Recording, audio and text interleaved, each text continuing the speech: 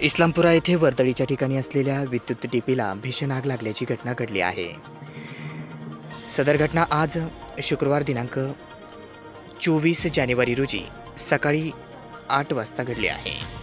शहरातील इस्लामपुरा भागात ऐन रस्त्यावर असलेल्या वर्दळीच्या ठिकाणी असलेल्या डीपीला आग लागल्याने मोठा अनर्थ टळला आहे। यावेळी मोठा आवाज झाल्याने नागरिकांमध्ये भीतीचे वातावरण पसरले होते। या डीपी इतरत्र हलवण्यात यावी अशी मागणी देखील करण्यात येत आहे। या नियमित देखभाल दुरुस्ती होत नसल्यामुळे ही आग लागल्याची चर्चा असून महावितरणाच्या दुर्लक्षामुळे मोठी दुर्घटना घडण्याची शक्यता वर्तवण्यात आली होती।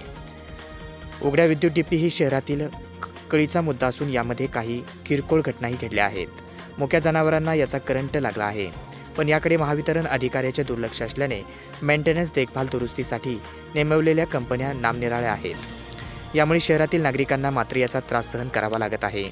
फ्यूज गेला तो कधी टाकला जाणार याची ग्राहकांना खात्री नसते। फोन लावला तर कर्मचारी कधीच फोन घेत नाही।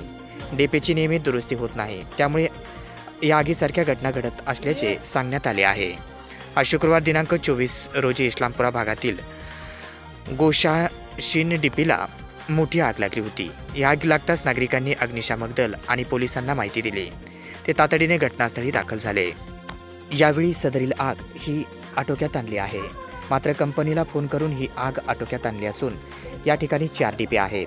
मात्र नेहमीच या ठिकाणी वर्दळ असते। मात्र यामध्ये मोठी दुर्घटना टळली असून या ठिकाणी एक जण देखील जखमी झाल्याची चर्चा झाली आहे। मात्र सुदैवाने तात्काळ ही आग आटोक्यात आणल्याने मोठा अनर्थ टळला।